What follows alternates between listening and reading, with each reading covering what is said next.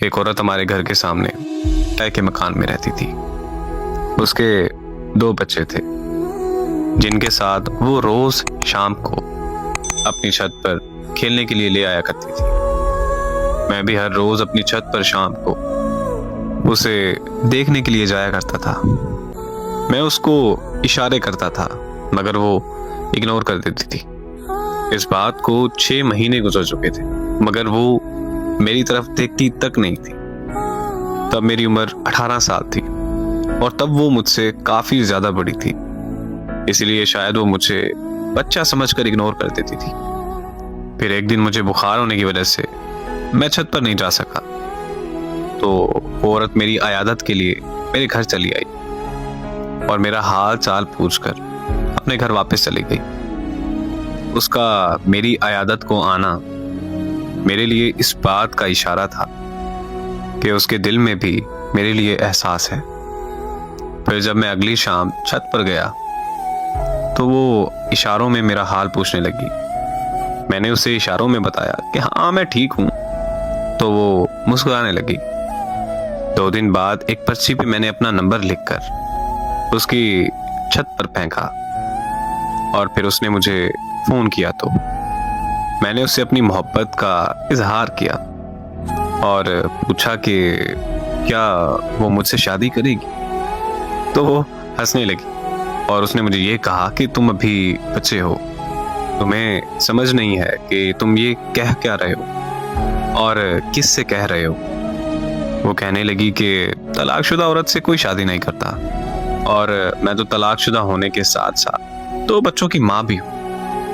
उसने मुझे कहा कि तुम अच्छे लड़के हो, बस हम दोस्ती तक रह सकते हैं। मैंने उससे मजीद शादी की जिद की तो उसने मुझे कहा कि अगर तुमने दोबारा शादी की बात की तो मैं तुमसे बात ही नहीं करूंगी।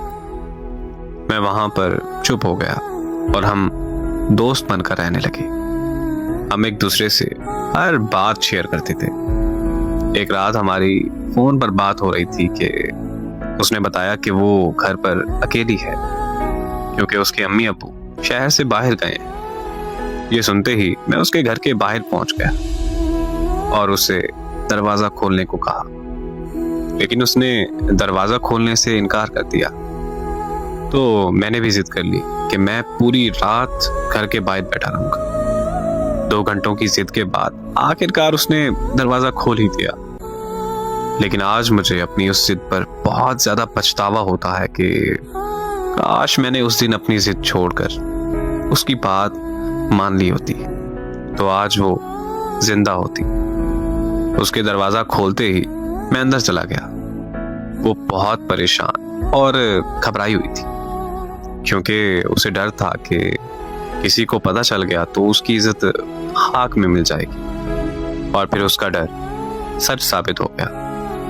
मुझे किसी ने उसके घर दाखिल होते हुए देख लिया था और उस शख्स ने पूरे मोहल्ले में मसला खड़ा कर दिया। सारे मोहल्ले वाले इकट्ठा होकर उसके घर के बाहर आ गए।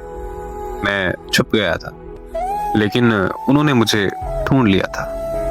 मेरे घर वाले भी मोहल्ले वालों के साथ मौजूद थे।